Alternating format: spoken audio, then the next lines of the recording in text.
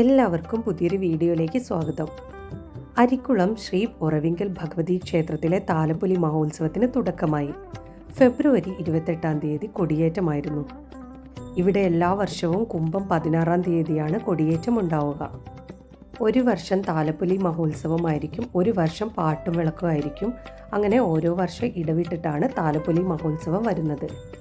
2025 ഫെബ്രുവരി 28 മുതൽ മാർച്ച് 5 വരെയാണ് ഉത്സവം. കൊടിയേറ്റ ദിവസത്തെ കുറച്ച് വീഡിയോവും അതേപോലെ എനിക്കറിയാവുന്ന കുറച്ച് വിവരങ്ങളുമാണ് ഇതിൽ ഉൾപ്പെടുത്തിയിട്ടുള്ളത്.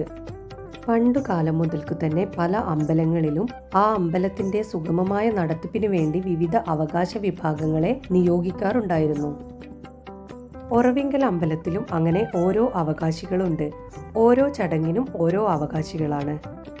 അതുപോലെ നിയോഗിക്കപ്പെട്ടവരിൽ വളരെയധികം പരിഗണനകളാണ് തണ്ടാൻ വിഭാഗങ്ങൾക്ക് നൽകപ്പെടുന്നത്.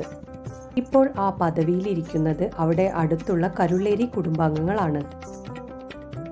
ഉത്സവ ചടങ്ങുകളുടെ തുടക്കം കുറിച്ചുകൊണ്ട് ക്ഷേത്ര സന്നിധിയിൽ കൊടിയേറ്റം നടക്കുന്ന അതേ സമയത്ത് തന്നെ കരുളേരി കുടുംബാംഗങ്ങൾ നടയ്ക്കു താഴെ കൊടി ഉയർത്തണം. ഇതിനായി തിരുമുറ്റത്തെ കൊടിയേറ്റത്തിനായി ഉപയോഗിക്കുന്ന കവുങ്ങ് മൂത്താശാരിയും സംഘവും മുറിച്ചു കൊണ്ടുവന്നാൽ പിന്നീട് കരുളേരി കുടുംബാംഗങ്ങൾ താഴത്തേക്കുള്ള കൊടിമരത്തിനുള്ള മുള മുറിച്ചു കൊണ്ടുവരുന്നത് പതിവാണ്. ഈ ചടങ്ങുകൾ ചെയ്യാൻ മുന്നിൽ നിൽക്കുന്നത് ഈ തറവാട്ടിലെ കാരണവരായിരിക്കും. ഇപ്പോൾ ഇവരുടെ തറവാട്ടിലെ മൂത്ത അംഗം എന്ന് പറയുന്നത് ശ്രീ പുതിയോട്ടിൽ കുമാരൻ എന്ന ആളാണ്.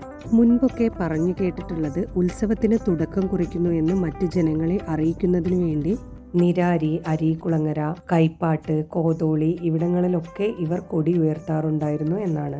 ഇപ്പോഴൊന്നും അതില്ല.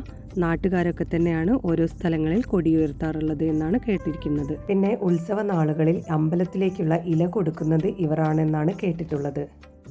ഉത്സവത്തിന് നടയ്ക്ക് താഴെ നടക്കുന്ന കൂട്ടത്തിറയ്ക്ക് ഉപയോഗിക്കുന്ന കുരുത്തോല, ഇളയ 1-2 മുളകൾ, 6 തെങ്ങോലയുടെ പാന്തം ഇതൊക്കെ ഇവരാണ് കൊടുക്കാറുള്ളത്. അതിൻ്റെ കൂടെ തന്നെ കവുങ്ങിൽ നിന്ന് പുതുതായി പൊളിച്ചെടുക്കുന്ന ഒരു പൂങ്കുലയും കൊടുക്കാറുണ്ട് എന്നാണ് കേട്ടിട്ടുള്ളത്.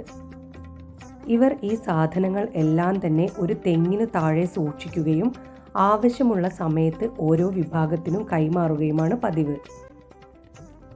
താലപ്പൊലി കോതോളിയിൽ നിന്നും പുറപ്പെടുന്ന സമയത്ത് കുത്തുവിളക്ക് പിടിച്ച് മുന്നിൽ നടക്കുന്ന ഒരു വ്യക്തിയുണ്ടാവും. അവരുടെ പിന്നാലെ അവരുടെ കുടുംബാംഗങ്ങളായ സ്ത്രീകളും മറ്റംഗങ്ങളും എല്ലാവരും അണിനിരന്നാണ് ക്ഷേത്രത്തിലേക്ക് താലപ്പൊലി എഴുന്നള്ളി വരുന്നത്.